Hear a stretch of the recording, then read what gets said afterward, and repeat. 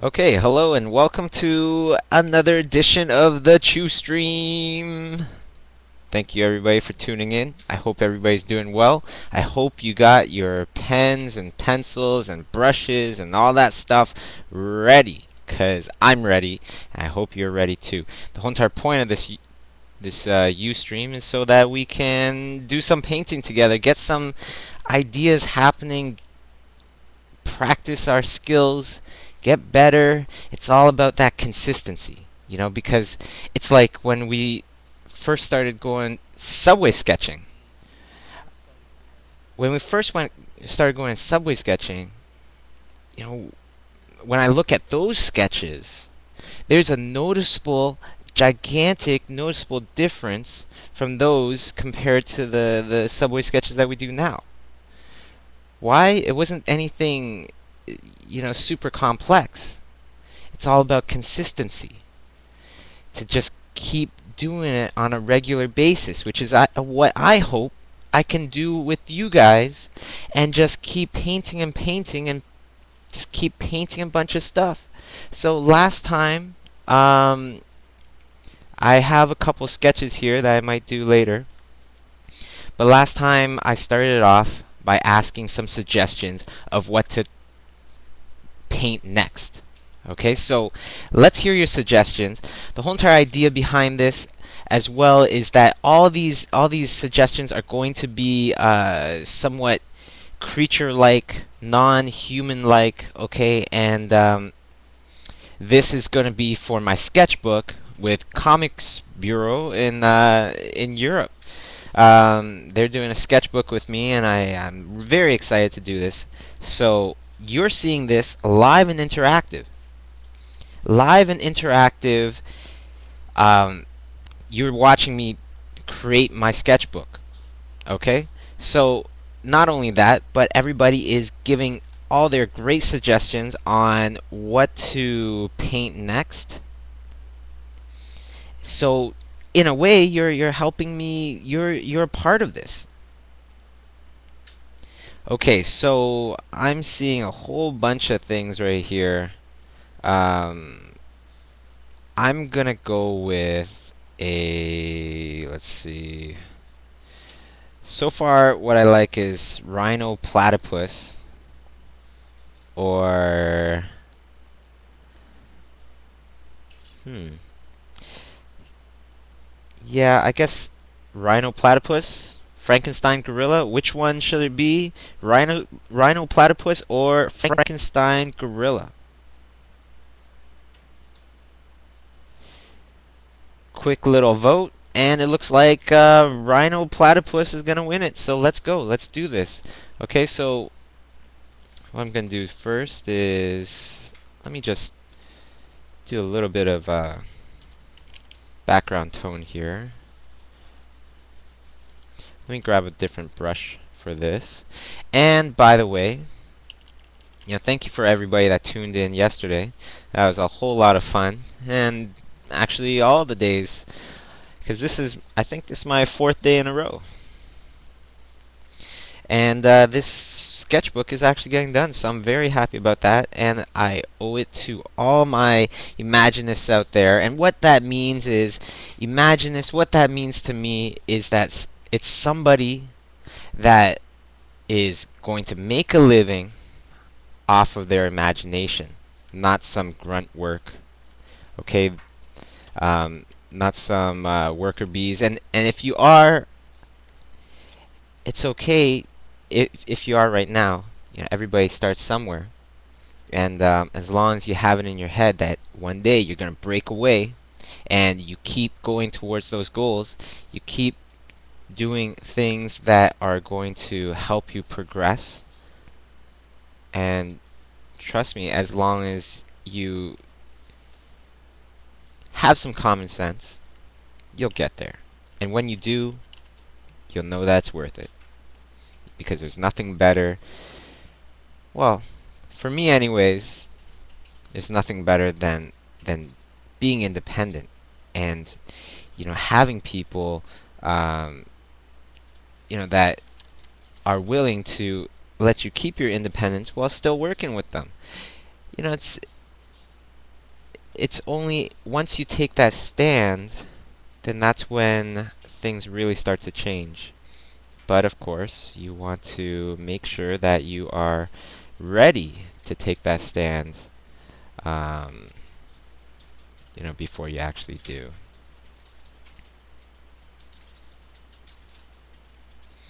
Okay, so rhino, platypus. Here we go. Okay, and also, I just want to mention that if you are asking any questions, just put in the very beginning of your question, put the word question in all capitals. It makes it so much easier to search through all these. Okay, so here's the first one. I wonder, have you always used the Cintiq for digital painting, or have you used a non-screen tablet as well before you got the Cintiq? Yeah, I've used so many different tablets before. I started off with basically what many of you might have right now, is the super, super small and the smallest size one, which is, I believe it's a 4x3 area where you can actually paint. And I went from that, I went to a 6x8. And from there, I went to a 9x12, had that for many years. And after that, I joined a contest on Sketchbook Pro back in the day. And the winner wins a tablet PC plus a Cintiq or something like that. And, luckily, luck was on my side, and that's how I got the first Cintiq. And actually now, from that Cintiq came my whole entire, freelance career. So it's been great ever since. And who's using that one now? Who's using that blessed Cintiq now that gave me all that good fortune? My good buddy, Peter Chan. He's doing his Hello Kitty painting tonight for the 35th anniversary of Hello Kitty, and I have to say it looks pretty darn good. I'm always amazed by his creativity and everything. So I think everybody's going to be enjoying that when that comes out. Big shout out to my buddy Peter Chan, that's off in the corner, just not feeling too well today. But guess what? That's only because his painting is going to kick butt. And if you are in that situation where you're trying to do things, you're trying to make moves, and you come towards some bad luck, you might get sick or whatever, you got to think of it as that's only because good things are going to happen next. And that's fate just messing with you, seeing if, do you really want to do this? Do you really want to continue on and succeed? And if you're feeling tired from such a hard day of work, that's because that's fate asking you as well. Do you really want to continue? Do you really want to really pursue this career in art? And if you do, and you pick yourself up and you dust yourself off, and you say, you know what, it doesn't matter that I'm having these hard times, I'm gonna work through them, and it's gonna make me even stronger, then guess what, it absolutely will. And that's the philosophy that I've always adopted for myself, and many of my friends as well. And it works. It works. It's completely different when you have a completely different attitude. You get a completely different result. If you're one of those people that just whine all the time and complain about your job and everything, you ever have any of those people in your lives that just complain all the time? Where do they end up? Do they end up, successful? Maybe, but most of the time not as much as the other person. So what was my first job as an artist? It was designing toys for Disney, Pixar, Star Wars toys, Batman toys. That was when I was 17 years old. And how did I get that job? It was just from plain old um, go getting what you want. I was working in the warehouse, and during the afternoons or during the lunch hours, I would go into the art department and learn this new software called Photoshop. Nobody asked me to. I could have just sat there and ate with the rest of the people in the warehouse, but that wasn't where my interest was. And I really just went after what I loved, and I really, really encourage you all to think big, have some big dreams, and think logically, and don't waste too much time. Because if you think about it, the average person, is alive for how many years? Maybe 80 years at the most, right? And so 80 times 365, what is that? That's 27,000 days. Okay, and if you lived already for, say, 40 years, that doesn't give you many days left. What do you want to accomplish with your life? Have some urgency, right? Have some urgency and start writing down some goals. And start every day. You're going to say to yourself, what is your goal today? Remind yourself, what is your main goal today? What is your ultimate goal? Sometimes you'll see me Twitter that. Sometimes you'll see me Twitter, what is your ultimate goal? And, why do I want to say that? Why do I want you to tweet your ultimate goal like I do? It's because you're putting it out there. Okay, you're putting it out there. You're telling people what your goal is. It makes you a lot more, energized and ready, and you feel like you need to commit to those goals and you need to get those goals done because you just told a whole bunch of people that those are your goals. It just helps, And the other thing that it does is that if you repeat this, if you're a person that feels that you need some extra bit of motivation, you repeat your goals. You repeat your goals out loud if you can. If you're bold enough to. Repeat them out loud. Let people know.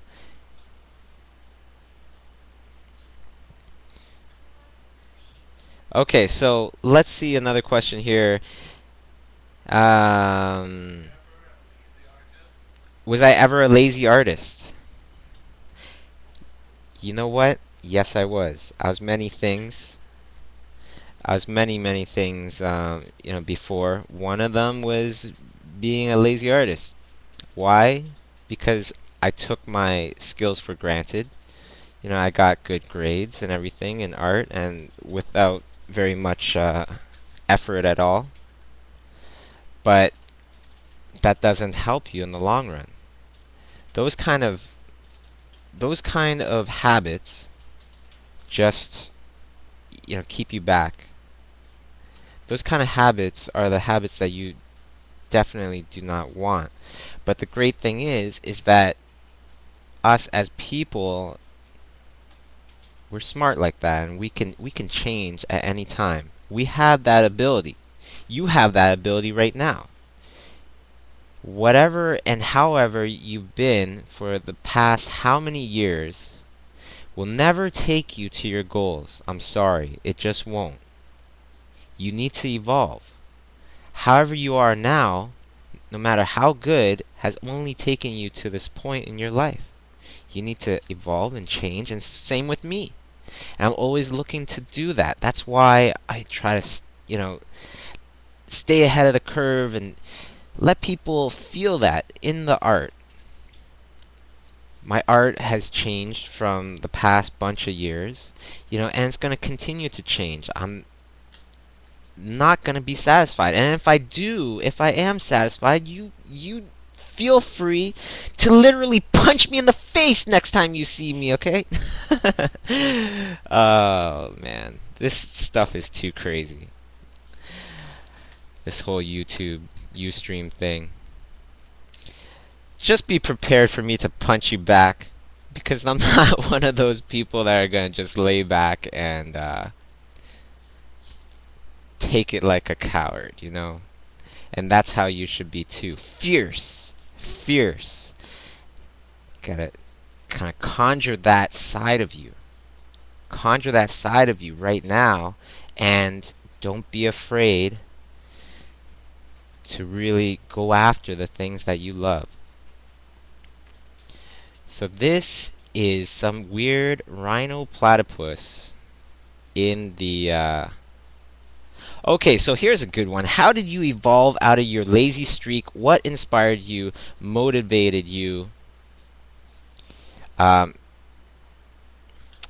well, one was my job. Oh, wait, no. When I was really, you know, lazy, it was actually, I was just entering college.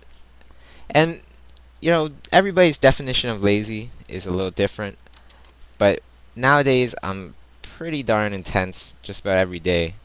So I guess comparatively back then, in my very first year of college, I was kind of lazy. But then, one day I went to a hypnotist show at Sheridan College, and I got hypnotized.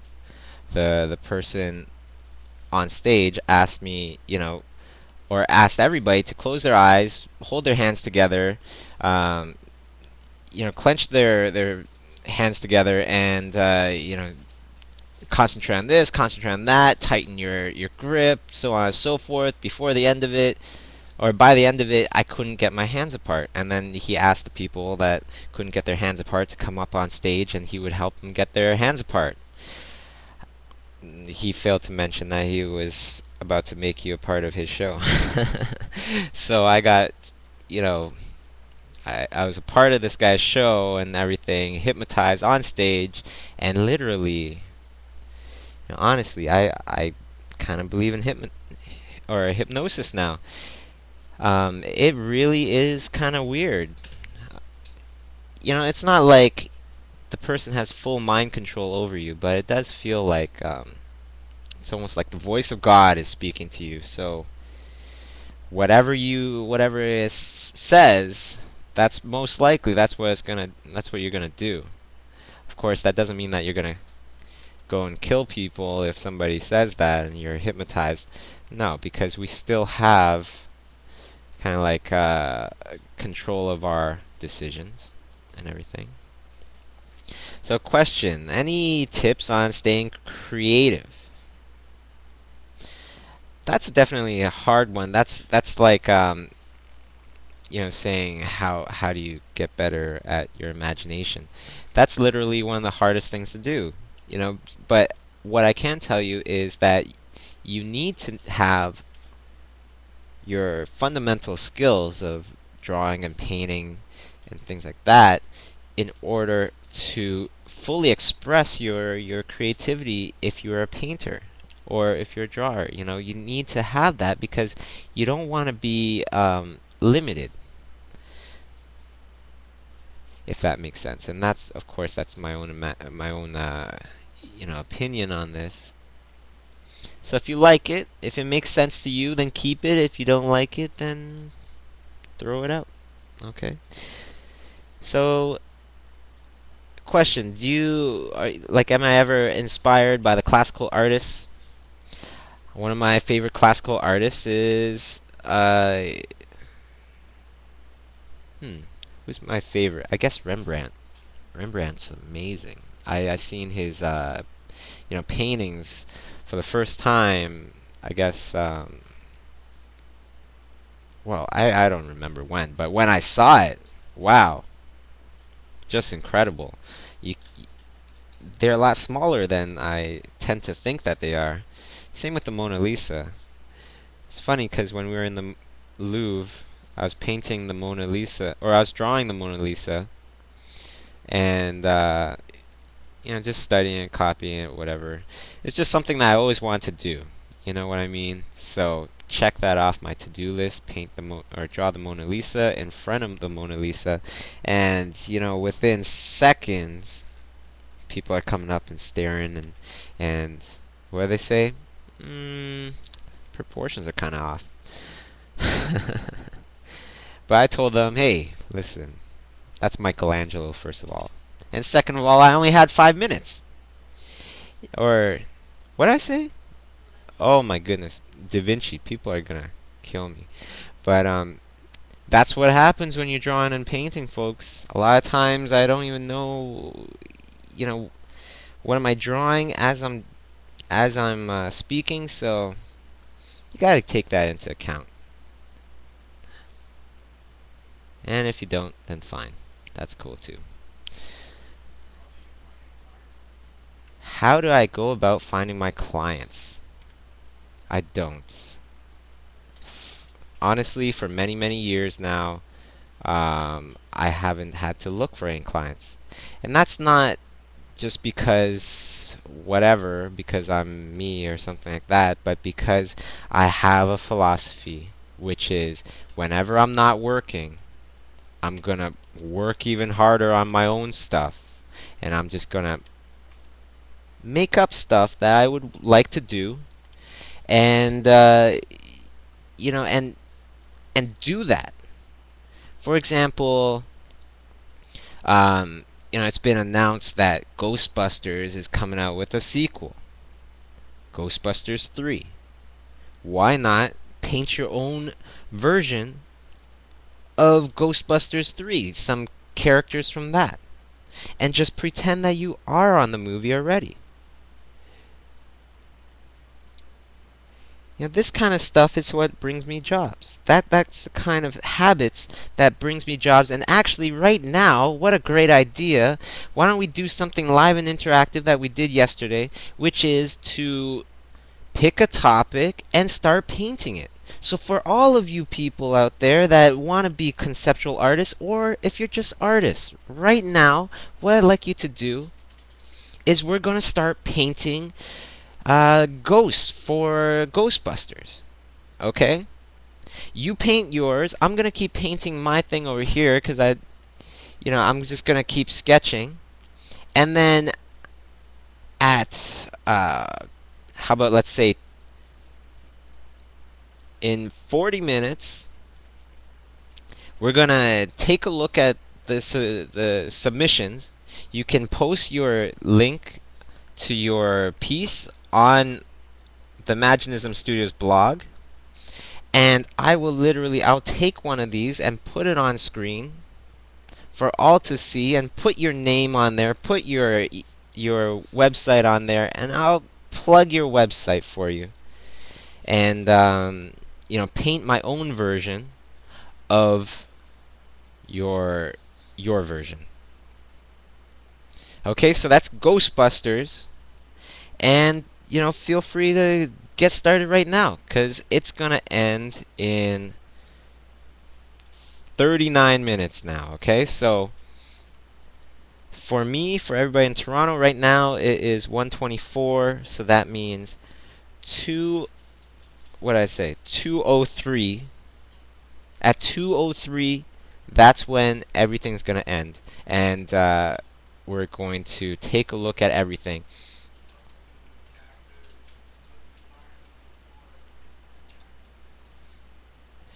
What do clients look for in a character designer? What a great question. Um, they look for whether or not it's going to fit their film, if that's the look that they want for their film. When you are painting for a client, whether it be a director or whatever, but let's talk about directors, okay? When you're painting for a director, here's some tips. Here's some tips that really help me and everybody else here, is that we try and think, what is the director's vision? What does the director want to see? You know, as simple as that is, a lot of times when people get an exciting job and they get all amped and get all like, juiced up, ready to go, ready to rock and roll, and ready to really kill this project, well, sometimes they want to surprise the client. That's never a good idea. Okay? If you're thinking, oh yeah, I got a great idea, I'm going to surprise my client, and never, ever, ever do that. Why? Because the chances of you getting it exactly how they want it, is very, very slim. It's very, very risky. You don't want to surprise the client. You want to surprise the client by how good it is, but you want to give them what they are expecting. They're not looking at your portfolio expecting something beyond that. They're looking at your portfolio and going, oh, that person's good enough. I like how that person draws. I would like these kind of concepts in my movie or whatever it is, right? It makes sense. When you're on something, you're doing concept art, don't say, yeah, you're going to try to really come up with something really creative. Um, well, of course, that's one of the goals, but you want to think of, I want to create something that is creative and what the client has envisioned. Imagine this. You're the client. You get an artist. And that artist, you explain to the artist what you want, or the artist, better yet, asks you all the questions to find out what you want. And then when you get the artwork back, it's different from what you wanted. Whether it's good or not, it's different. Okay? Then there's the other scenario where when you get the art back, it actually is what you wanted and it was done very well. Which one would you rather have? The surprise? No. Okay, the director is named director for a reason. Let the person direct you. Okay.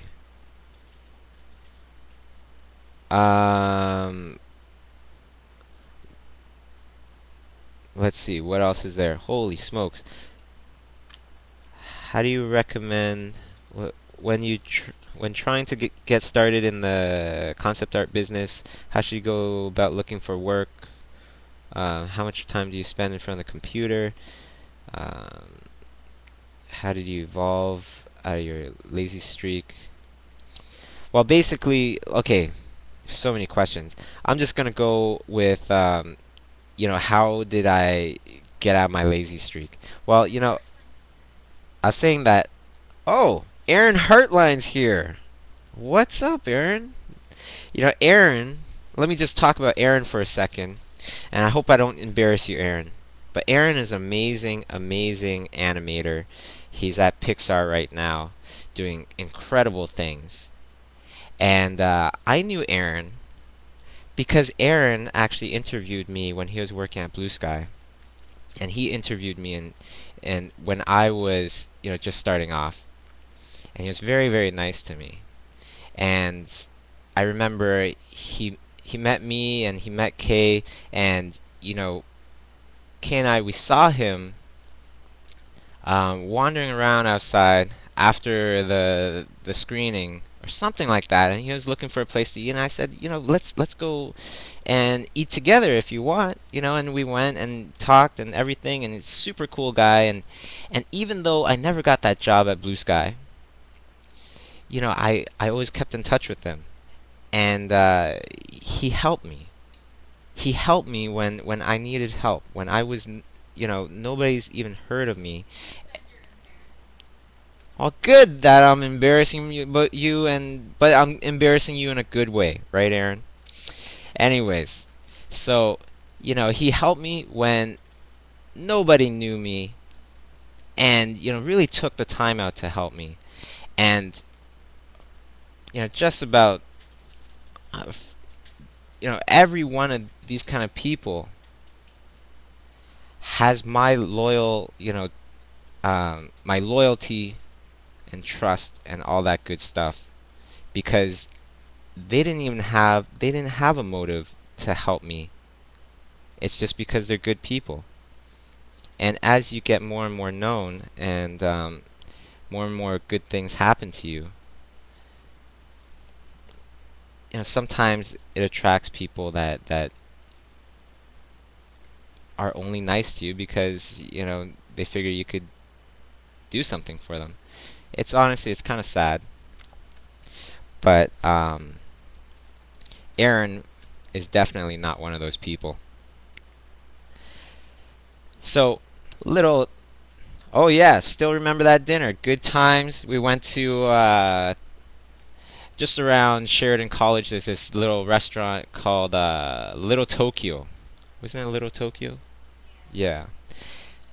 And Aaron bought Kay and I dinner that night, and when we were totally nobodies. How nice. What a great guy. Okay, enough about embarrassing Aaron. Let's move on. There's my rhino platypus right here. But definitely check out Aaron's blog, or he's got the Post-it blog. Daily Post-it? What's it called? Daily Post-it. Okay, we're looking it up for you, Aaron. And we're going to give you a big old plug because you're awesome. Corey Gallagher is another very friendly, awesome guy, and very talented artist. Let's say a little what's up to Corey from Portland Studios, which is a fantastic studio. I don't think it's in Portland though. That's kind of funny. But maybe you could tell us all where you came up with the idea. But oh yeah, you can't put URLs on. Oh, the Daily Post-it. The Daily Post-it .com is one of Aaron's blogs where he posts stuff on a regular. Okay, so let's go with another painting right here. Let's just start painting this fish that I have here. This weird, messed up looking mutated fish. And in the meanwhile, why don't you ask me some more questions? So, do you do extreme detail, or do you go for the look of completion? Is that Shaz? Shaz Lim is on here. Fellow Toronto artist, and actually a fantastic, fantastic artist. Definitely have to check out his blog. Shaz Lim, when I saw his style, there's only one word for it. It's cool, fresh. 2 words, cool and fresh, just like Shaz. So what's up to you, Shaz? Alright, let's see what else is up here.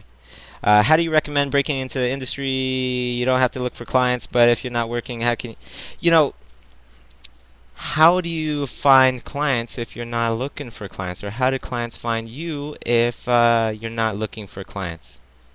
Let me explain a little bit about the internet here. Having a website that doesn't really do everything for you. Having a website,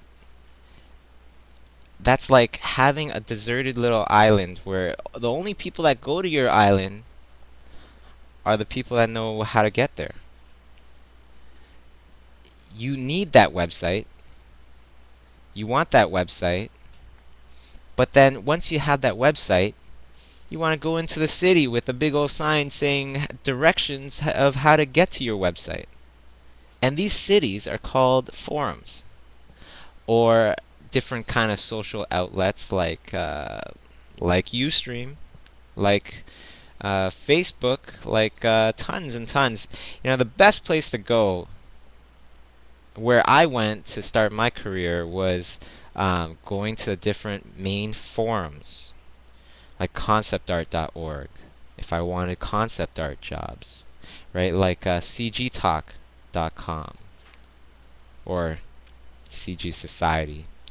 Um, these are all places where tons and tons of artists converge, share ideas, share work, and it's like this giant city of artists that come in, via the internet. So where else better to kind of expose yourself than in the city, where people will actually be there to see you and hear you and hear your voice and actually come and take a look at your stuff. If your stuff is good, more people are going to come. That's how I did it, anyways. And you'd be surprised on how many people, will contact you from these forums. cgtalk.com and conceptart.com or .org are my two favorite forums. That DeviantArt is good as well, but I find that the jobs that I get from there are just a little bit lower end. cgtalk.com, conceptart, those ones are really good. So let's see. Is it possible to score any interviews with directors as a student? How would one go about contacting them? Of course it is. See, because you are only a student if you choose to be a student. If you want to be known as a student, then you can keep labeling yourself as a student. But I feel like even when I was at Sheridan College, that I wasn't a student. I was just a person studying. I was just an artist studying. There are no, those kind of categories are categories that you make up for yourself. You're not a student once you take art seriously. Or you can think of it as, everybody's a student. We're all a student of art. So go ahead, feel free, and go after the same jobs that other people are going after. Go after your teacher's job. If he's doing freelance or something, go after his job. Don't have any fear, or her job. Or you could ask them if you can help. Asking people is actually such a simple thing. And so darn effective. It's the ones that ask and really come back if they get a no. Those are the ones that tend to really make it. Of course, you don't want to annoy the person. That is a big no-no. You have to have common sense. Kay asked me to stress the common sense because that's something that is kind of lacking sometimes. Honestly, there's so many dumb classes, useless classes out there, and that's pretty much consensus. The main consensus. What they should have is a class for common sense. And what does common sense mean? How do we define it? Let me define it for you. Common sense is thinking about things from all sorts of different points of view. That right there, if I could tell you that there was a golden nugget in this whole entire Ustream thing, that is the little golden nugget right there. Thinking about things from somebody else's point of view. That's such a simple thing. But let me add to this. When you're talking to somebody, your point of view is not as important as the other person's point of view. Why? Because how they see things is going to be more important, because if they don't see it your way, then you didn't properly communicate your thoughts. But if you think about it from their point of view, then you can more easily communicate your idea, your thoughts, and more easily get the result that you want. Okay? So let's see, what other questions is there? Some. Then if that's the case, what did that say? If that's the case, is it possible to speak to Tim Burton as an inspiring director? You know, the big fish are always a little slipperier. I don't, you know, uh, I guess if you met him, it's hard. It's just hard. Some people on the totem pole, you can't really approach them unless you get an intro. I'm not going to say what, you know, what to do to meet Tim Burton. I really wouldn't know. I was just working on his film. But if you're outside that bubble, I'm sure it's probably pretty hard. Um, some people need that intro. Just like when say you are applying for Marvel. You're an artist right now and you want to get into Marvel or whatever. You want to draw comic books for Marvel.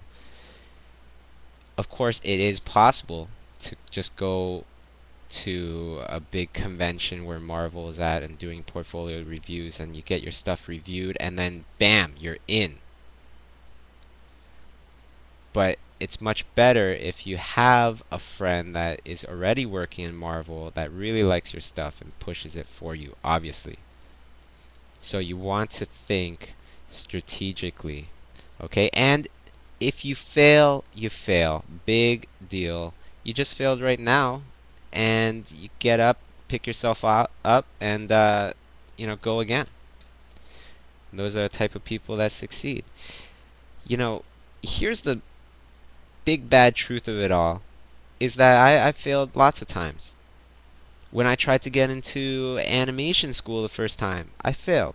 I never got in. When I tried to apply for computer animation, the computer animation program afterwards, when I was in college, I never got in either, even though I graduated, in the top of my class. Then, to top it all off, when I was a teenager, I applied for McDonald's, and I never got into that either. Who the heck doesn't get hired for McDonald's? I think it's fate. I think it's fate. Because that taught me that it's not about, getting it the first time. A lot of times I don't even expect to get things the first time, but then they end up coming, to me. Why? Because I guess fate just gave up and said, you know what, this guy's never going to go away. Might as well give it to him right now. And I hope that a few of the imaginists out there listening in on this is going to think about this and really think and, use these words, use this experience that I've had to really launch your career. And if you do, let me know. I'd love to hear about it.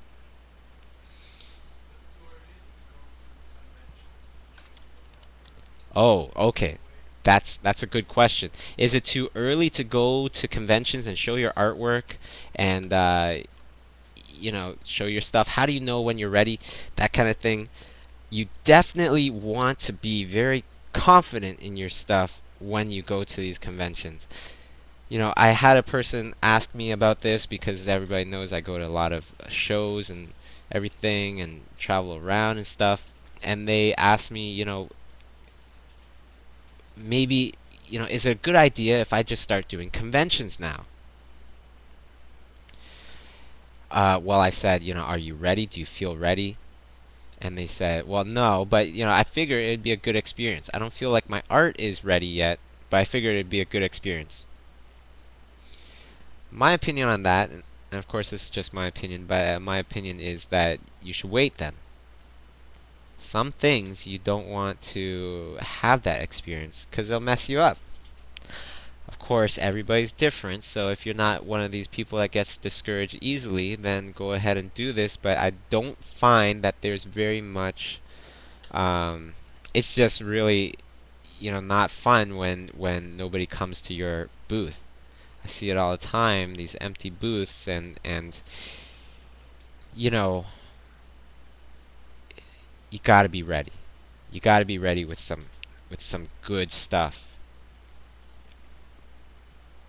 Some kind of experiences you just don't want to have.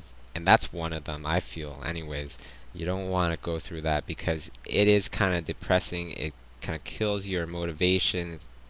It makes you feel like maybe you're not good enough and things like that. It's much better to be ready, guns blazing, and then go to the convention when your art muscles are nice and big and strong. Question: is it boring to draw a character from all angles? I'm the wrong person to ask for that because I'm pretty spoiled. I don't like doing turnarounds, even in character design. I'll tell them straight out. Um, could you please explain the job as a conceptual artist as one could, or as one could you work in a studio consistently, or must you always find clients? Is the market good for this job at the moment? You know what? That's the whole entire point behind using your creativity versus your technical skills.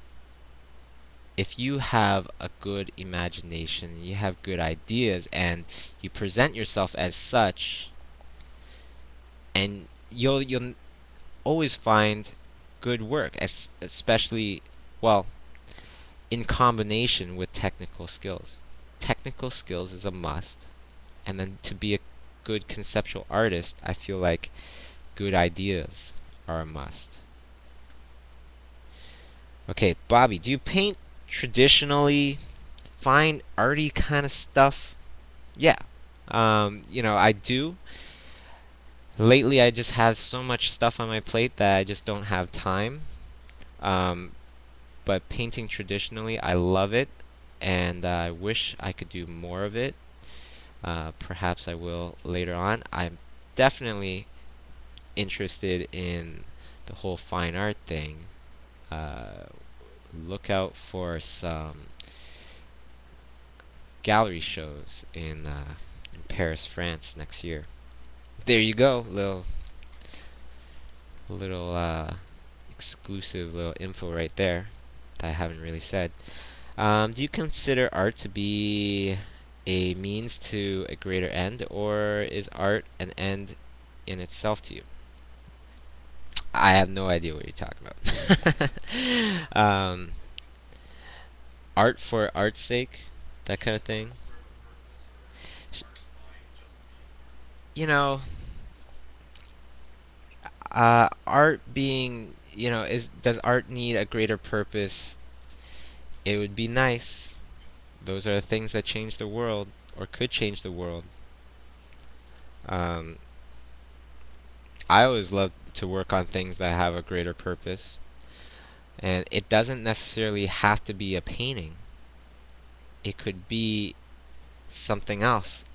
Just like when I built Schoolism, the whole entire idea behind that was to serve a greater purpose, to connect, um, well-known artists, artists that are doing the stuff in the field, with the people that are really hardcore and really want to learn. Try to make it as affordable as possible, taking out the administration and everything. Instead of tuition that would cost you, thousands upon thousands of dollars, average class is $1,000 for an average of a 13-week workshop. Plus the teacher draws over your work, these kind of things. Um, I'm going off on a tangent. Let's talk about something else here. So, have you, let's see, have you always had the same creative skill you have now, or was it something you obtained through discipline? I was pretty much born with this. Just joking. Nobody's born with this stuff, and honestly, I feel like even if they are, let's just pretend that they aren't. Okay, because then it gives us all hope. The ones that feel like you aren't born with it. I'll tell you one thing though. I'm an honest, true believer that people can become great artists if they try hard enough. Anybody can. Um, some people are super talented, right?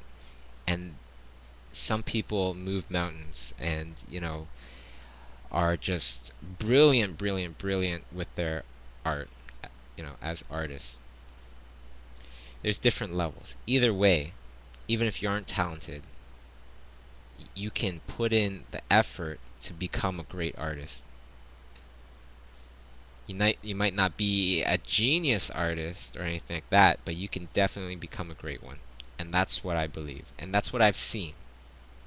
People with heart go much further than people that might have had a good head start. Those kind of people don't evolve unless they continue to keep that drive going. And that's what this Ustream video is all about. That's what this Ustream broadcast is all about. To get people up. To get them out of their rut. To get them drawing again. And you know what? When you do that, it helps me. When we are working with other artists that motivate them or motivate us, we tend to go further. So, if you're in a place where your art community right there where you are in Albania or Sweden or wherever, and if there isn't much of an art community in your region, feel free to use this as your art community. And draw with me, paint with me.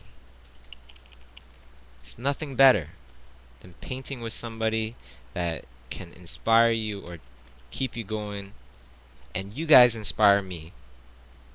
So from the bottom of my heart, honestly, thank you guys so much, because otherwise this kind of stuff would be a lot harder. And this is live and interactive. Right now you're looking at a painting that I'm doing right now in Toronto, Canada. 2 o'clock in the morning.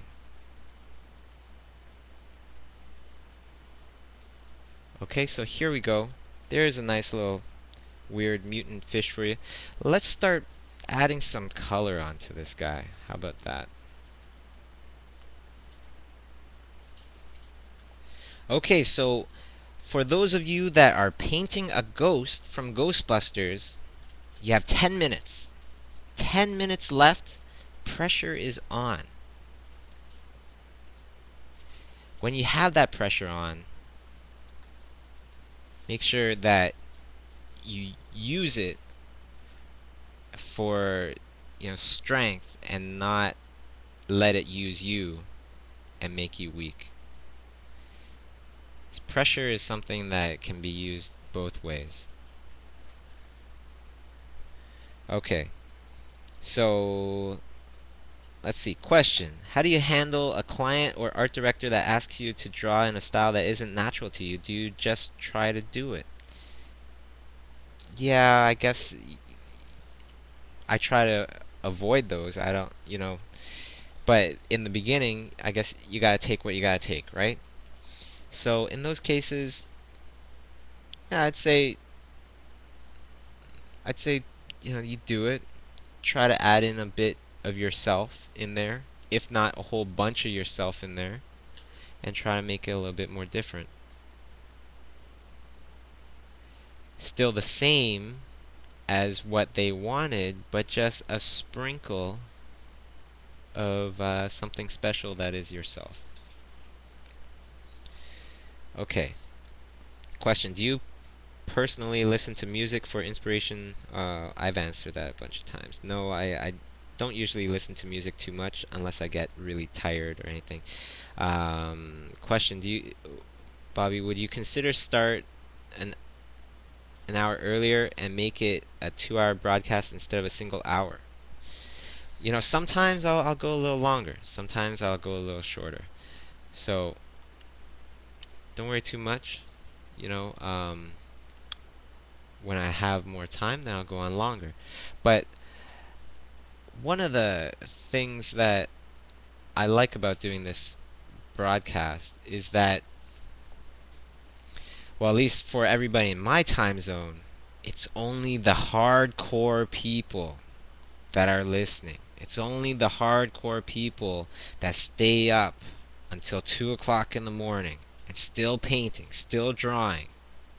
Those are the people that I want to hear this and to keep going, because those are the people that really have the heart. And if you're one of those people right now, listening right now, let me just take this moment and say good for you.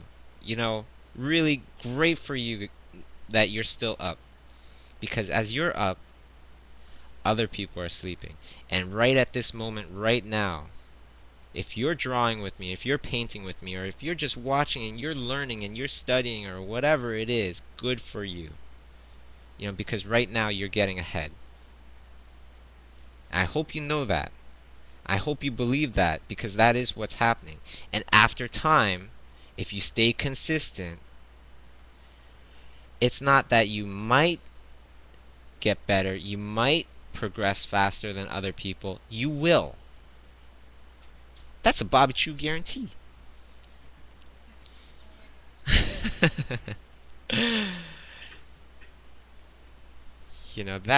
That is a guarantee. So let's see.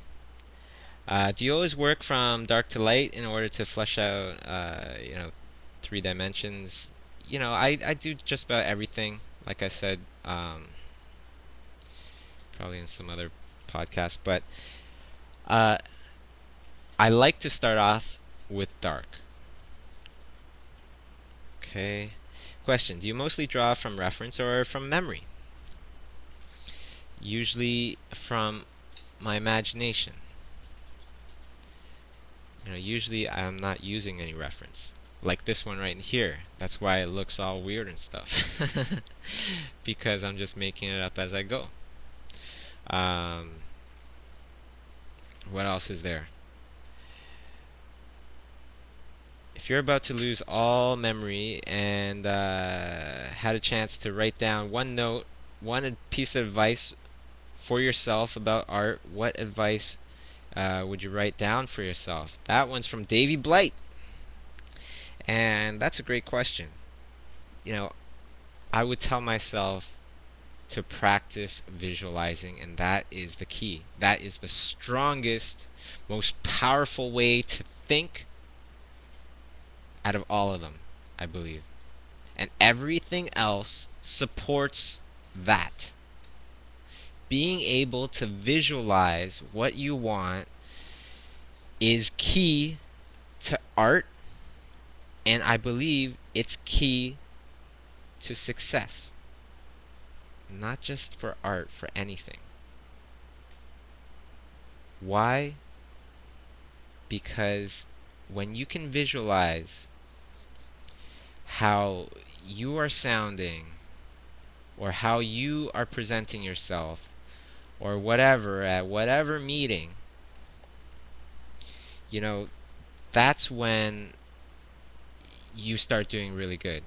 Because if you can visualize how you're acting right now, how you're coming off, then you would be able to adjust yourself so that you will come off the right way.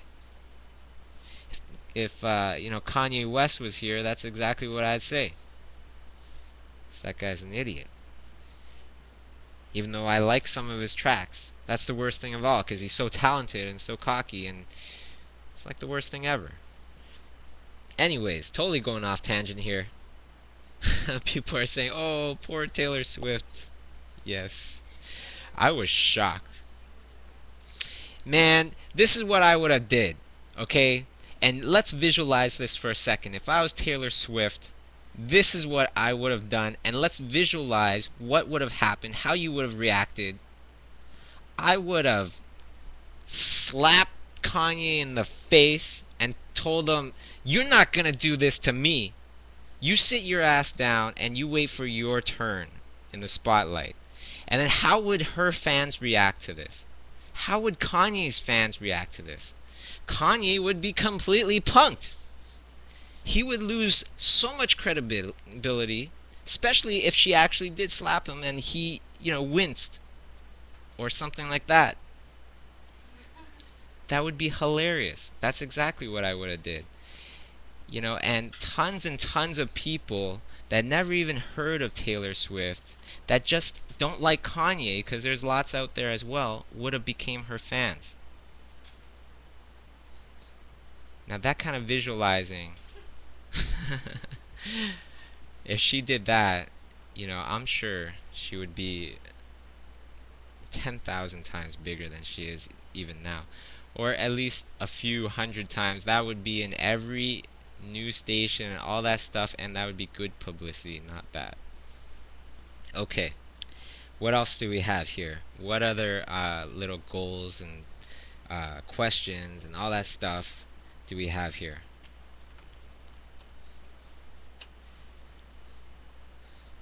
Question: do you transfer from traditional media to digital? Do you find your art is different when you paint digital than when you draw traditionally?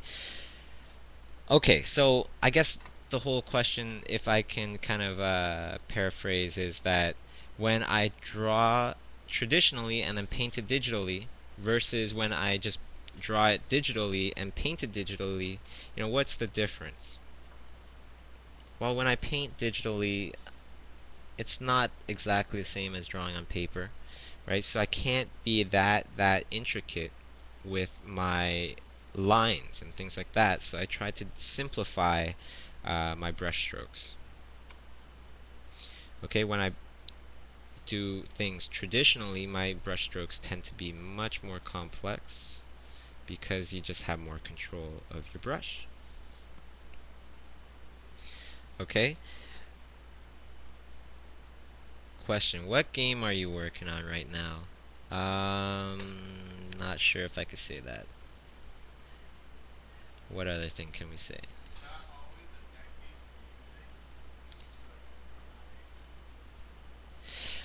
Is this the only, is this the technique that I'm always using? Monochromatic and then put the color on? No. Um, this is just because I'm painting on this darker background, and because this background is tanned, I'm going to use a monochromatic method right now to do these sketches, because just in case I don't want to go on with it, but I like the sketch, I could just stop there. And it's complete. Monochromatic just makes things a little quicker. If I do want to continue on, like I want to continue on with this fish, then I would just do it, lay the color on top and everything, and I could just keep going on with it. If I started off with color, it would take me a bit longer, and or a bit longer to get to a certain amount of finish. But if I just do things monochromatic, then I could get away with a lot of stuff, and stop at a much earlier stage if I wanted to. Okay, so there we go. There's my weird alien fish. Okay, and let's say the time is up right now. Post your stuff on the blog, the comments of my blog, the Imaginism Studios blog. And okay, can you approve the comments? So we'll start approving the comments and everything, and we're going to take a look at what you painted. And then I'm going to take one of these paintings and I'm going to do my own version of it. Okay, so question: want to hear my Bobby Chiu song by proxy? I don't know. I kind of do. Kind of like how I kind of want to smell a fart if somebody tells me that they just blew a stinker. Hopefully, hopefully it smells like flowers. Um,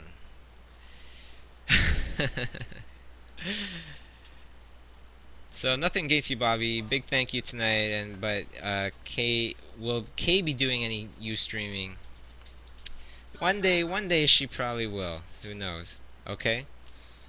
Question: is it supposed to be on the topic you posted about Ghostbusters, or can it be whatever we're working on? It has to be Ghostbusters. Why? Because this is an exercise. Okay, when I give a subject, that means that nobody can post anything that they already did before. Not like I'm saying that you did.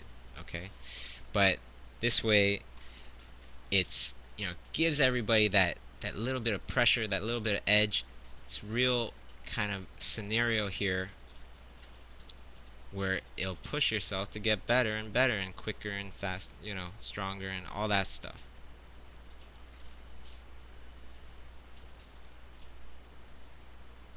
Okay.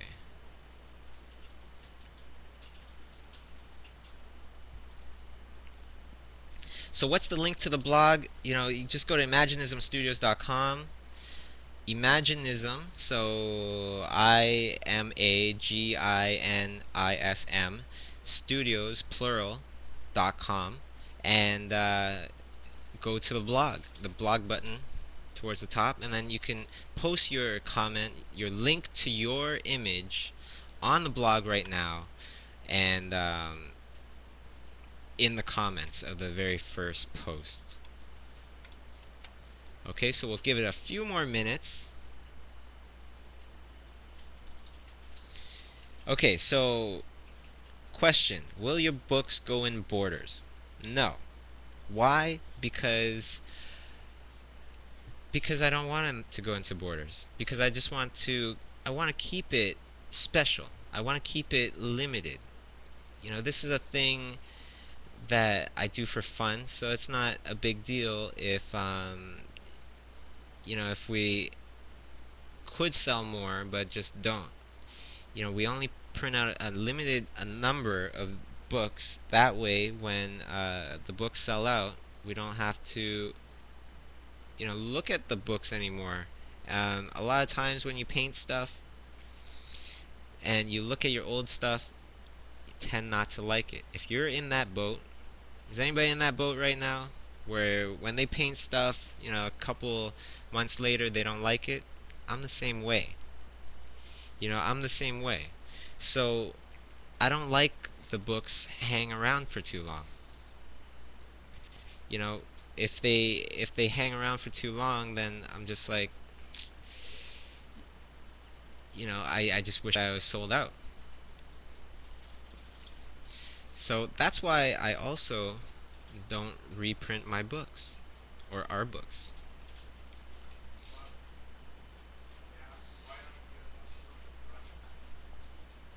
Why don't I upload my what? My brush? My what pack? My brushes. Why don't I upload my brushes? Because some things in life need to be a little harder to obtain. I'm all for free this and free that, but to those that deserve it. One day maybe I will, just for my Ustream viewers. Not today though. Today I'm painting. Okay, and I don't want to have to stop this video to upload some brushes. Okay, so the only what's that? Okay, so um is there any chance that you will do some sketch to the book traditionally, like life sketches for those who don't have tablets? Yeah, we'll see. I'm not sure. There's definitely a chance, of course, because I definitely paint traditionally, draw traditionally. We'll just have to see. Okay. So, are there any comments on the? Yeah. Okay. So 31 people have participated in this little Ustream live and interactive. Let's check it out right now. I'm gonna go to the blog. Oops. And I'm gonna check out your comments right now. And we're gonna pick one. Peter, you see anything that you like? Second one from the bottom.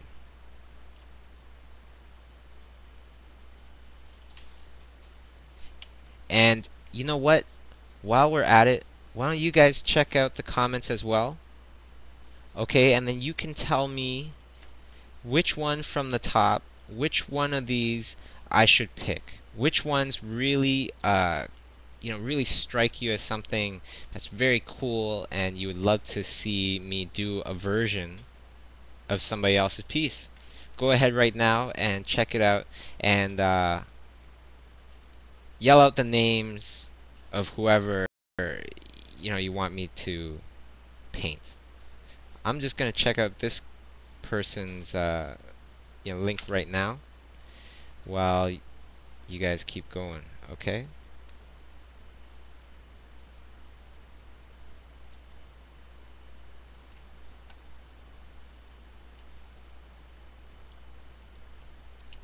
Okay. So let's see what this person's ghost looks like. Oh, that's pretty interesting. It's very cool.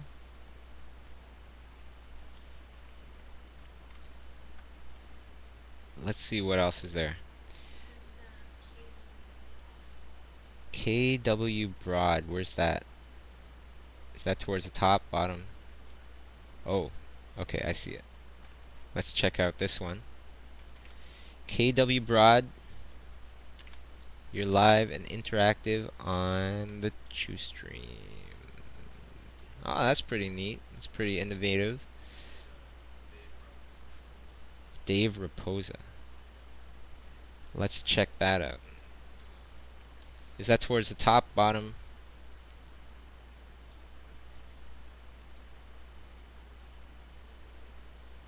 Towards the middle. Towards the middle. Okay.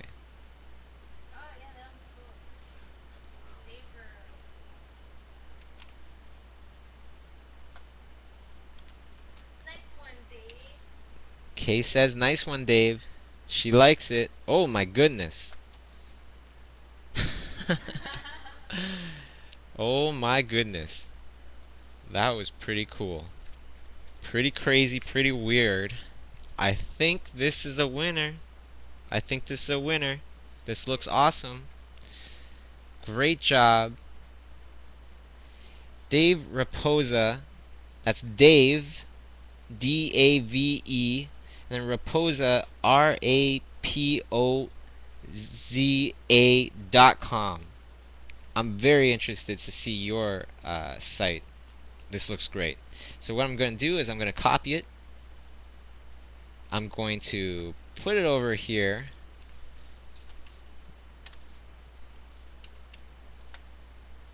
Very good, very professional looking.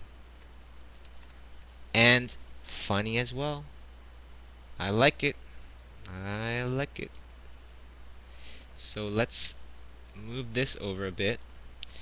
And I'm going to do a version of Dave Raposa's painting. Here we go. Let's make a new layer. And let's get my brush out.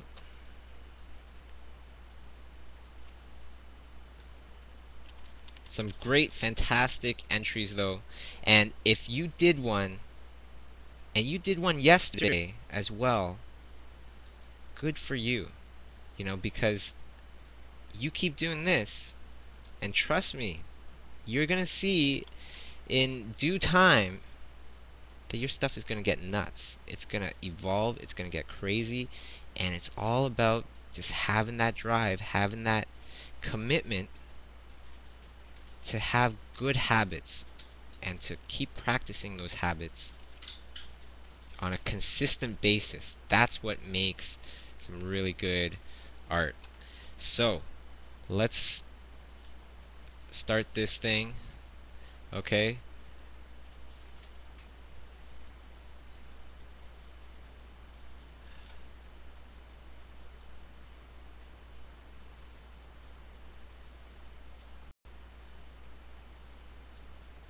Okay, so Dave Raposa's concept over here that I'm going to do my little version.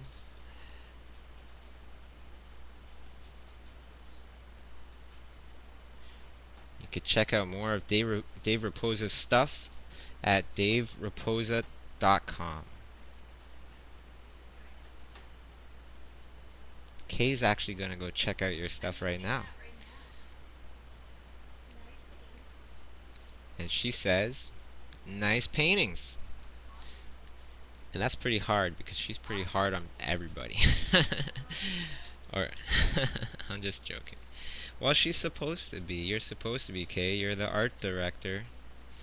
You're supposed to be hard on people. Yeah, so she likes your stuff. I guess that means it's good stuff. So I hope everybody goes and checks it out. daveraposa.com. And if you are just tuning in to the Chiu stream, live and interactive in Toronto, Canada, 2:15 in the morning, welcome. Right now what we're doing is we're painting a ghost, a ghoul. And let's see, let's make some really cool looking ears. Have I ever done radio? That's a funny question. No, actually I haven't. Actually, when I was a little baby, for a long time I was very, very quiet. And at a point, this was of course when I was super, super young. At a point, my relatives and everybody, they thought I might have been deaf. I don't know why. Don't ask me why, but that's what they thought, because I guess I really, really didn't talk very much at all. I would always play with socks. Give me a pair of socks and I entertain myself for hours. Socks are so, multifunctional. You can make pets out of them, little puppets out of them. But anyways, I would play with socks or paint or draw. And it wasn't until my late grandfather, he banged some pots behind my ear just to see if I would turn around and if I would notice. So I noticed, and then they were relieved, and they knew I could hear. And now people can't shut me up. So there you go. I guess everything all balances out in the end.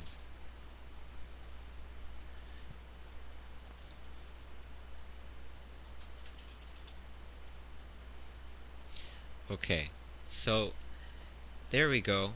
And the only thing I'd say to this is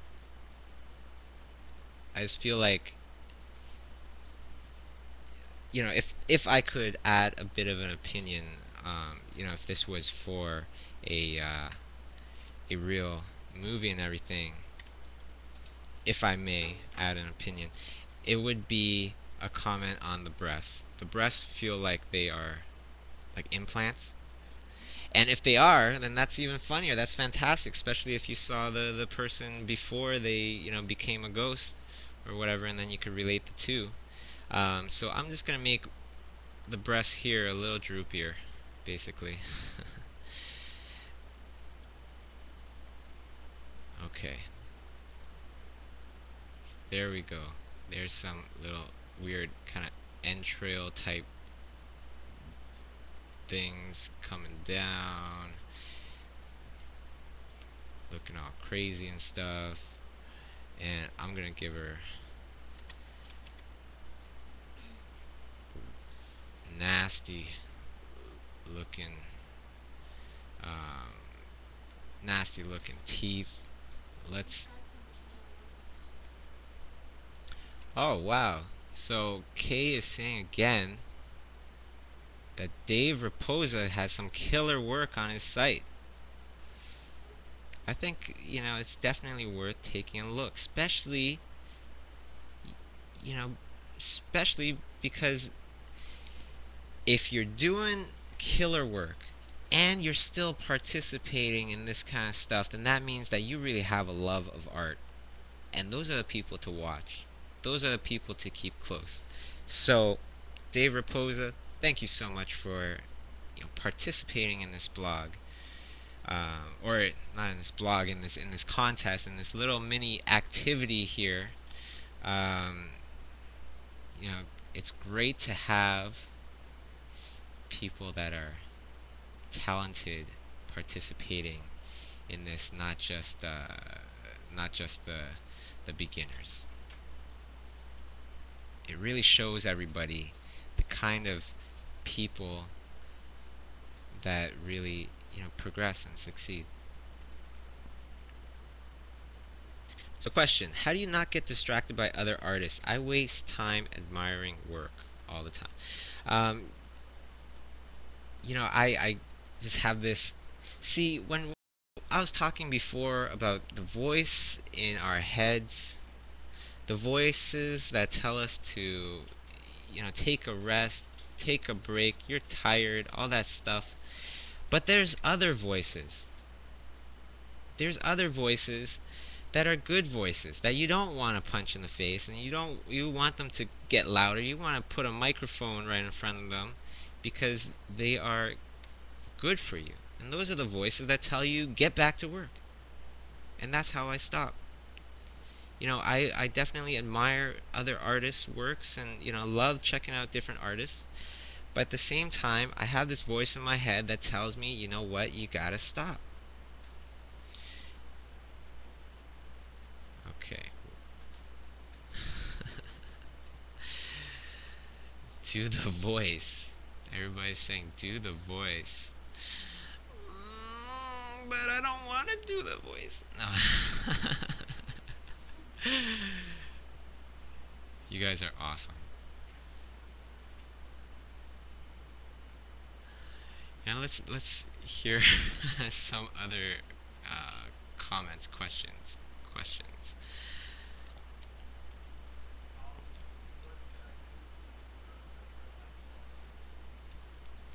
What can I do to not compare myself to others' style, etc.? It's why don't you turn that comparing to other people to comparing yourself to how you were before. A month ago, a year ago, a day ago. What have you learned? You know, that's a great way to improve because you'll feel it when you're stagnant.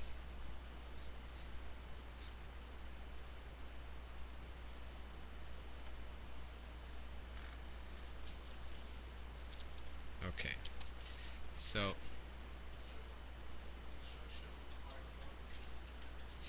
are there any instructional art books I would recommend? For what? Painting, drawing,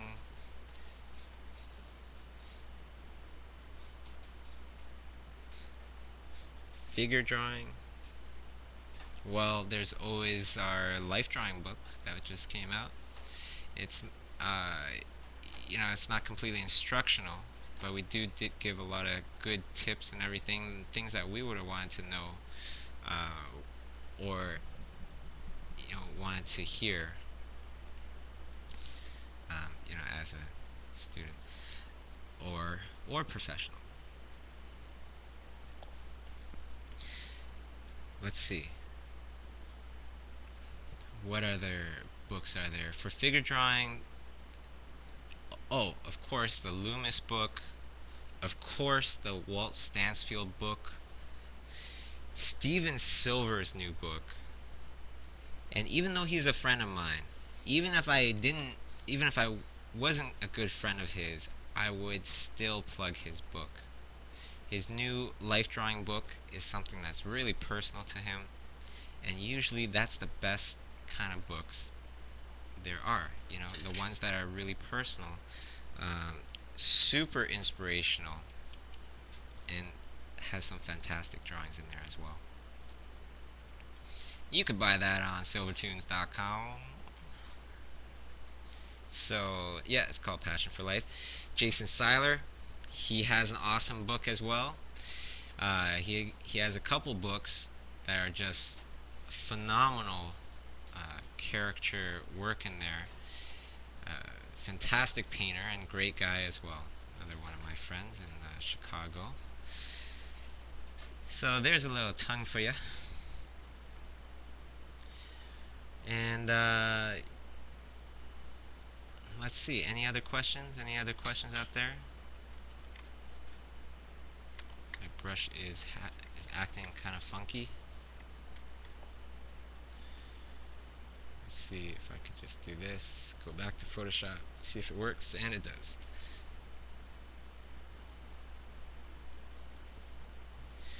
Okay. So question: how should one go learning about anatomy? Where to start? That's a great question.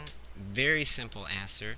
You read your books, you go through your books, you draw the diagrams, and then what you do is you look at a photograph of a person that perhaps isn't in a stagnant pose, all sorts of different types of people, and start to, go back and forth from your, let's make her shoulders a bit fatter, but you go back and forth from your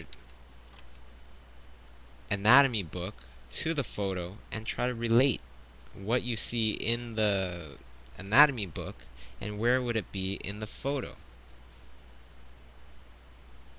That's relating what you're learning kind of theoretically to something that is much more applicable until you really, really understand. Because the whole entire thing is, with anatomy books, you have all this great info, but a lot of times on certain types of people, you don't see all that, little bits and pieces of, you don't see all those bits and pieces of separation between the muscles and everything, especially old people. If you ever painted a naked old person, you probably don't have very defining muscles that match up to your book. Basically. So, you have to think that a lot of these muscles are kind of like strips of muscles, right? And really, you don't see too much distinction there between the next strip over and the current strip that you might be looking at. Okay, there we go. Now, for those of you that are just tuning in, what I'm doing here is I'm painting for my sketchbook that I'm making, or that Comics Bureau in Europe is making with me. This is live and interactive. This is me in Toronto, Canada right now, painting on my computer right now and creating this crazy sketchbook live and interactive right now, right in front of everybody. And thank you so much for tuning in. And again, part of this whole entire reason for doing this is so I would have somebody to paint with, or have a whole bunch of people to paint with. I hope you're painting too out there. And I know many of you are. And if you are, fantastic. Now if you aren't, well, thanks for tuning in as well. It's all good. You go at your own pace, and hopefully one day you will paint with me. And hopefully one day you'll make this a habit. Because I'm going to try to make this a habit as much as I can, because it's beneficial, right? Do the things that common sense tells you to do that are going to help you in your career. That's it. That will take you so far just by itself. There's so many things that we do in life now that doesn't make sense. It just doesn't make sense. When you would rather be at another kind of point in your life, yet you want to sit in front of the TV and do nothing after work, It just doesn't make sense. That's not a good plan. If you want to be a conceptual artist, and you're working somewhere where you're not a conceptual artist, or you're not at that position that you want to be, man, you know, don't don't sit there on your butt, because that's not going to get you anywhere. And that's part of why I'm painting this as well, because everybody has to have their own personal kind of missions, kind of goals, kind of projects to keep them going, keep them evolving, and keep them interested in art, and their art and your art, and doing something with it. So there we go. Live and interactive. That's kind of weird looking. Okay, so question: how does it feel to see your characters animated? The very first time that we saw our our characters animated in the Alice in Wonderland trailer, I can honestly say I just it was the best feeling in the world. It was the best feeling in the world. Even just thinking about it right now just gives me chills. And you know, I hope that will never stop, because every time I see those kind of things, my work out there somewhere, I get all sentimental. I start to reminisce. I start to reminisce about how I started, where I started from, and where I am now. And that helps me appreciate stuff. One time, one of my friends, um, he asked me, "Hey, Bobby, so all these great things happening to you these days, all this attention, all these great projects, um, and it's all happening, all of a sudden. These projects, does that mean you're rich? How rich are you?" I told him, looked him in the eye, and I told him, "Dude, I am stinking rich now. Stinking rich. You know why? Because I appreciate what I have. And you don't have to have a whole lot of money to be rich. You just need to be a person that appreciates what they have." Are there people out there that are, multi millionaires and still depressed? Yeah, I guarantee you there are. Are there, multi millionaires out there that just are not happy? And then on the flip side, you think there's anybody out there living in some super small village, and the only thing that they have that's kind of like makes them kind of richer than another person is just having their own goat? How do they feel? Even though they might only have $100 in their whole entire lives, like between the whole entire family, yet they have the only goat in the whole village. Do you think they feel rich? I bet you they kind of do. Unless they're one of those that wish, I wish I had two goats. Then I guess, not. Right? So, just take some time to appreciate yourself. Appreciate what you have, and that's what makes us rich. Right? That's what makes us rich. What are some good stuff to include in a portfolio for animation? Well, it kind of does this all depends on how specialized you want to get, but if you're just talking about going to school for animation, I think the best thing to do is to show your knowledge of your technical skills, especially structure. Question: how would you go about learning about values and tones, and what are some good exercises? Number one thing is practice. Okay. And painting from life, painting from photographs, painting from other artists, all of that.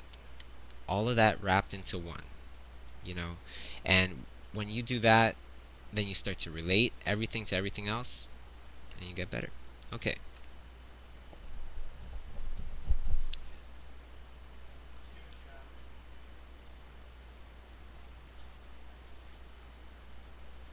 Okay, so does the business side get overwhelming?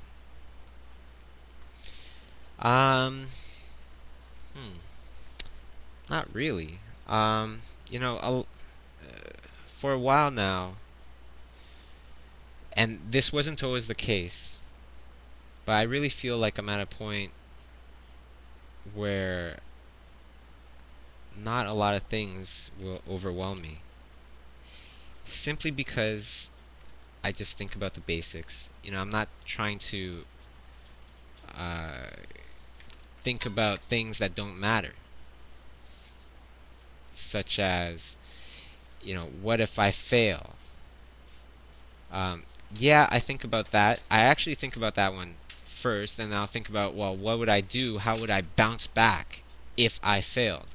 And then once I figure that out, then all of a sudden the stress is gone. You know, and then I could just go about doing the project. Are you going to do a new class on Schoolism? I took your digital painting class, the first one. I am actually working on a creature design class, where I would be teaching my philosophies and my methods of creating concept art of creatures for film and television. Mainly live action. It's been going a little slower because I have about 12 other things on my plate right now. But as soon as I get a chance, that's the first thing I'm on. It's just that right now there's a whole bunch of deadlines that are coming up, and it's getting all crazy, and finding, you know, finding it hard to find the time. Um, let's see. Do I think Marcelo Vignali's class will happen this year? That's a good question too. You know, Marcelo Vignali, amazing, amazing artist. A great admirer of his work. Um,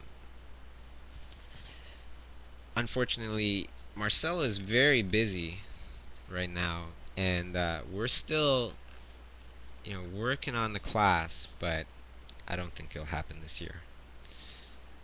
Hopefully, hopefully 2010. Um, let's see, what else is there?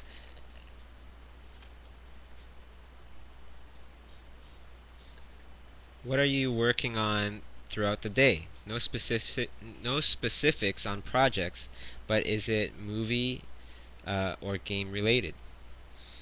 I'm actually doing my very last day on an EA game right now, but I am working on one movie right now and should be starting a couple more by the end of the week.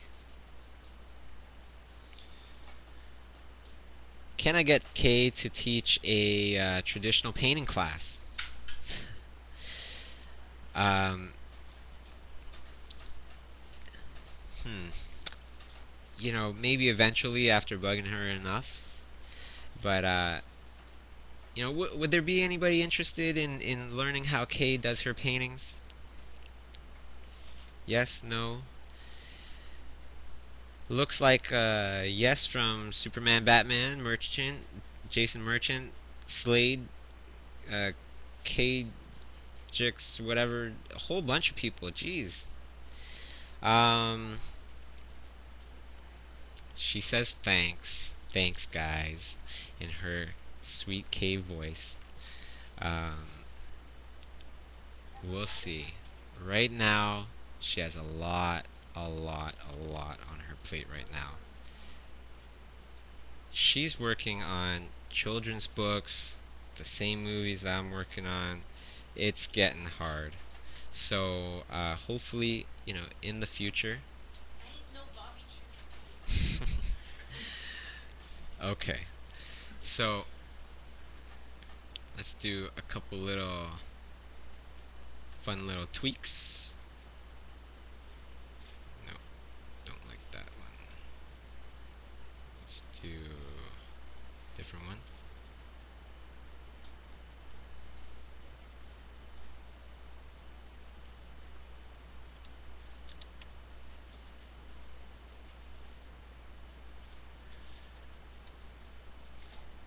Okay, and then I'm just gonna finish this off right now.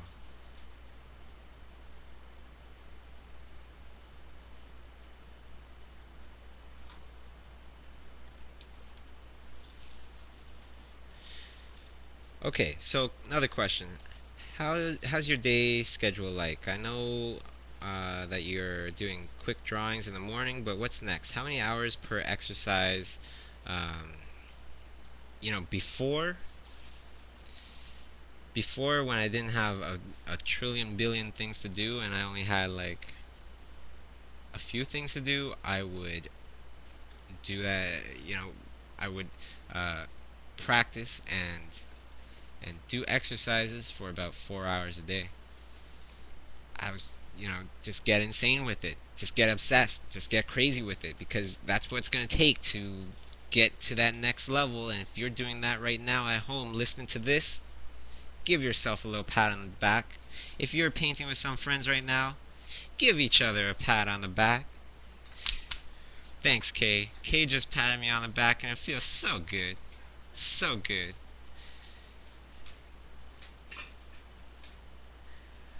Let's see. Do you have to absolutely go independent and start your own company before you start doing freelance work? Um, it's tough to do a job and like a full-time job in a studio and do freelance work on the side.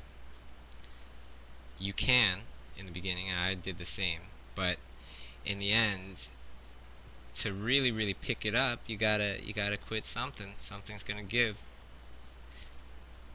and that's a tough one. That's a tough transition to do because I've done that, and by the end of it, I was literally sleeping 3 hours a night. I would. I don't know if I told this one, but I think a couple of guys know this story. When I was in Nelvana and I was doing these, 3 hour a night, um, days where I would only sleep for 3 hours a night and then go back to work the very next day. Very, very hard, very, very difficult. But it was just militant style. It was getting crazy. It was soldier style, just getting crazy within, just painting like mad every night, working super hard every night. And what I would do is during the day, when I got really sleepy, that would be around 2 or 3 o'clock, I would kind of sneak away into the washroom stall of the second floor at Nelvana, at Nelvana Studios in Toronto, Canada, and I would sleep on the stall. I would set my timer, my alarm on my phone for 10 minutes, and I would sleep on the toilet, sitting on the toilet, basically. And until one day, I woke up to somebody in the next stall just blowing up this huge storm. And the worst thing in the world is to wake up to a nasty smell of somebody crapping in the stall next door. But that's what you do when you want to get intense. I guess. I don't know. After that, I stopped sleeping in the stall. Um, shortly after I ended up quitting. But that's my little story. And if you work in Nelvana right now in Toronto, Canada, they have a couple hundred or a few hundred workers there. Yeah, that second floor stall, that second floor washroom, the one right beside close to the elevator. That's the one I used to sneak into. And I'd put the toilet seat down or whatever, put the toilet paper on top, get some protection, make myself a little shield, and I would sit on that toilet and go to sleep for 10 minutes.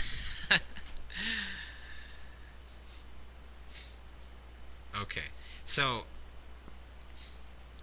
um, Bobby's catchphrase: "Time to get intense."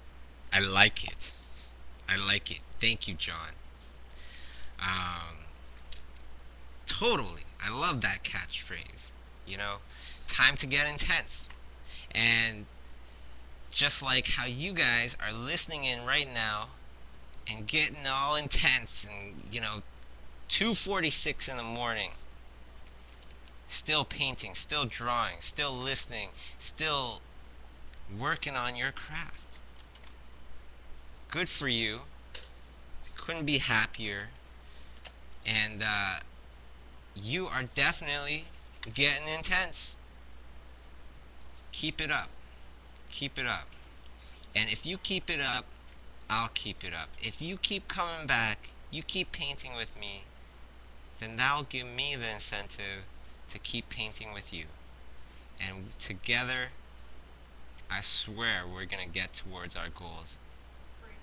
We're going to bring it. We're going to bring it like nothing else before. And it's going to be crazy because I know that the people that paint with me, especially all the people that painted this ghost, and now I'm painting this ghost, everybody that was painting with me just a little while ago as well, you're going to see that the consistent people that adopt this habit is going to show results. And for those of you that do, most likely, one time or another, I'm going to show your stuff on the Chiu stream, live and interactive, and hopefully that will help you out in some way or another. So I'm just about done here. I think what else do I want to do? Just want to put maybe a secondary light on this or something.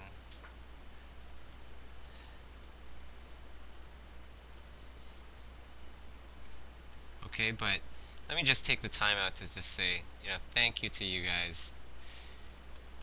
Every night has been so much fun and just full of excitement. Like, as crazy as that sounds, or maybe that doesn't sound crazy.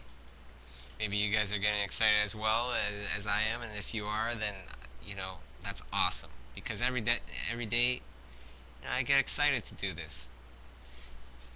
Paint with you guys, mess around, and just create some cool art.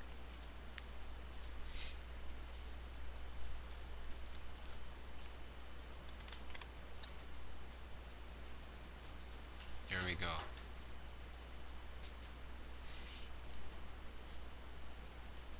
Okay, so there we go. That's looking pretty cool. A lot of you guys are so inspiring to me. Just by you guys saying that, I'm inspiring to you. It's like right back at you. Let me take that love and throw it right back at you. I'm going to keep some for myself. Stick it in my pocket right now. I'm going to save it for later. And you guys take some back and pass it along to each other. Exchange a little bit. And use it when you need to. Alright? Yeah, but, really, thank you for you guys just tuning in, because if it wasn't for you guys, I wouldn't be painting I wouldn't be painting with such enthusiasm and everything, and it's just non-stop fun. Just doing these Ustreams. I'm gonna try to do as many as I can, um, especially later on when I have any projects that don't have NDAs or anything like that. It'd be cool to do the project live and interactive with everybody, and everybody can see and see how real projects get done for the students out there and for the professionals out there as well. Just seeing how I do projects. Okay, so that's it. I gotta get some more work done. I didn't actually finish all my work today. I was busy watching UFC reality show season premiere tonight in Toronto, Canada. And who's out there right now? Let me give some shout outs before I go. Who's out there? Where are you from? Where are you from? I see you. Somebody's from Brazil. Abastos? New Hampshire, Norway, San Francisco, California, Singapore, Romania, Toronto, Norway again, Portugal, and holy smokes, it's catching on. Can you feel it, people? Can you feel it? For those of you in Europe that are just getting up now, got up early to listen to this YouTube and to Ustream and to practice drawing with me and drawing while I'm talking and while everybody else is asleep, good for you. Good for you. And the people that are staying up late till friggin' 3 in the morning, good for you. Pat yourself on the back. You just did another day with the Chewster. And I wish Chiu the best of luck. And, we're going to call it a day. Okay? So thank you so much. Don't forget to check out DaveRaposa.com. He's the one that did this fantastic painting over here. And till tomorrow. Till tomorrow. Alright? You can follow me on Twitter or subscribe to the blog, and I'll post the time. Most likely it's going to be 1 a.m. Okay? 1 a.m. Because why? Because that's when all the wussies are asleep, and then we can get down to some real painting. Alright? So are you going to go to sleep tomorrow? Go to sleep early? Or are you going to stay up and fight and go for your dreams and fight that sleep and keep pushing and keep going on strong? That's right. What are you going to do to that voice that tells you to go to sleep early and you need to take a break once in a while? You're too weak to go on. What are you going to do to that voice? You're going to frickin' punch it in the face. That's right. That's right. Because that's what we do. That's what we do to be successful. We take control of our own minds. We tell it what to do. We tell it what we want to do, and we take control. Alright, so for Bobby Chiu, that's it for tonight. Thank you so much for watching the Ustream, the Chiu stream. And till tomorrow, 1 a.m. Where's this thing now? So, good night, guys.